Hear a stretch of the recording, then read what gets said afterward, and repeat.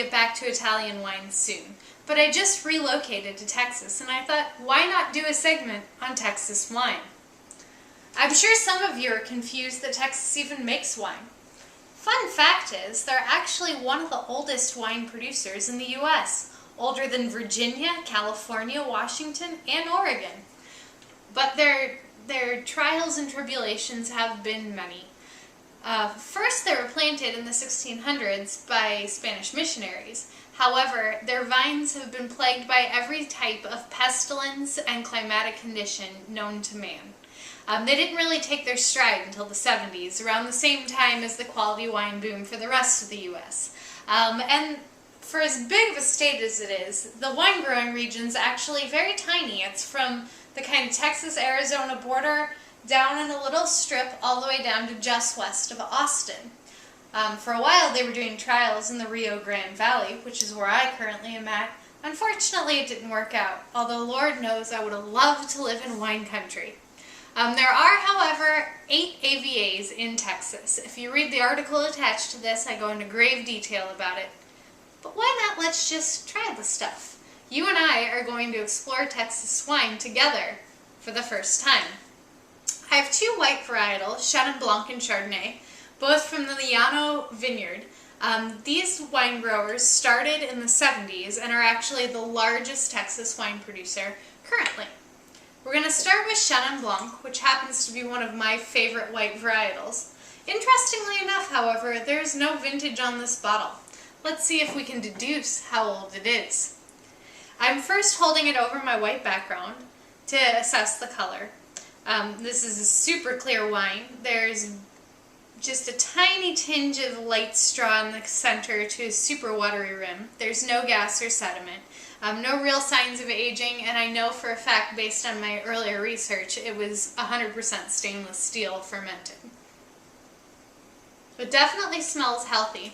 The nose on this is interesting. It's actually like a perfect pairing between Loire Valley Chenin Blanc, which is really kind of honeyed pear and wool and lanolin, versus South African Chenin Blanc, which is a lot more tropical. This nose has a lot of honey, a lot of pineapple, some green papaya, and some minerality, a healthy bit of chalk and limestone.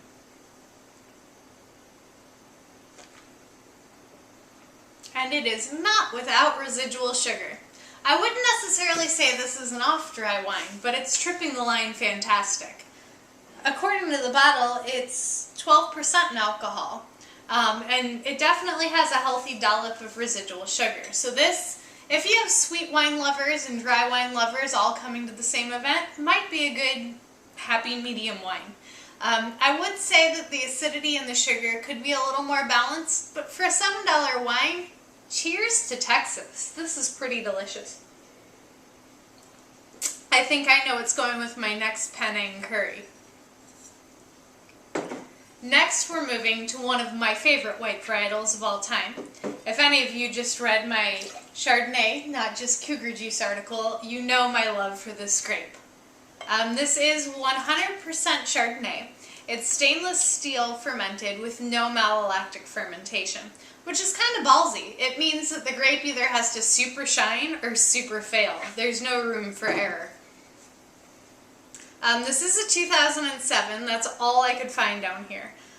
So it might be past its peak since it hasn't seen any oak. According to the color, it's a luminous yellow. It kind of looks like somebody soaked a highlighter in water.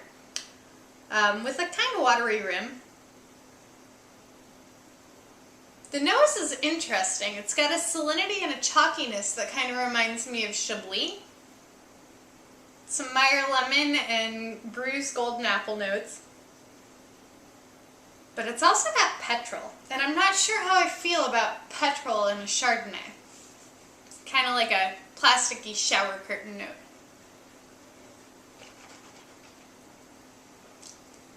Ooh! That definitely carries through to the palate. Unfortunately, this Chardonnay is not hitting the mark for me. It's in the $13 range, and for $13 in a Chardonnay, I want to at least kind of get a palate massage. This is nothing but acid and salt. There's no real fruit here. There's not even full body, which is shocking because it is a Chardonnay and it is 13.1% in alcohol. Sadly, it's just not doing it for me. But the Chenin wasn't bad, so 6 of one, half a dozen of the other, Ilano. Now we're moving to Becker Vineyards. This is a totally different AVA. This is from the Texas Hill Country, which is just west of Austin. This vineyard's been making wines since 1990, and it's really interesting. I've been doing a side project with the southwest of France lately, and the story of this vineyard and how their growing practices just reminded me a lot of that. So it'll be interesting to see if there's crossovers in flavor.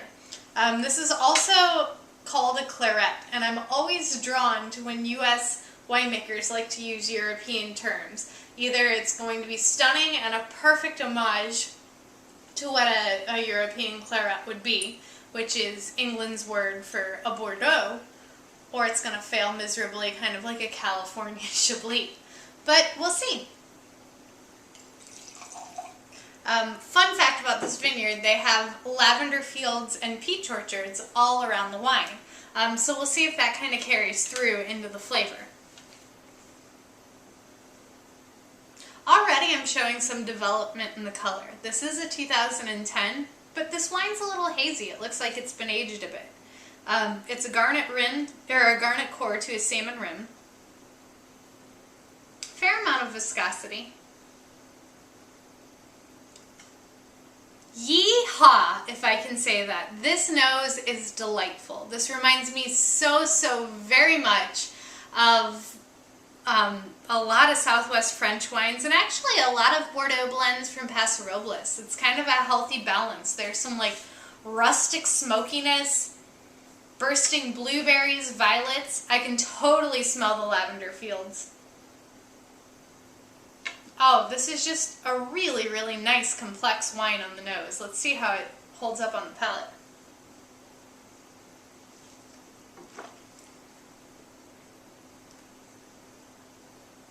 In case you're wondering, that's my happy face. This wine is awesome. It's got layers of bursting blueberry, kind of plum fruit roll-up, a little lavender, cocoa powder, leather. There's some smokiness. This is perfectly designed for Texas smokehouse brisket for sure. It would also go great with some kind of strong blue cheese, maybe some aged Gouda.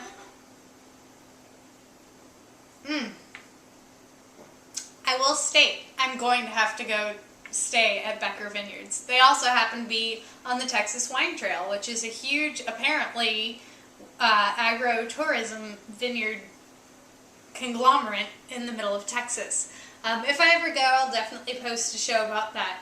But for now, let me state this. Texas wine is not to be overlooked. That being said, Texas winemakers, keep on pushing, keep on trying, and get your name out there. I'll help as best I can, and if you ever want to send me a bottle, I won't stop you. Happy drinking!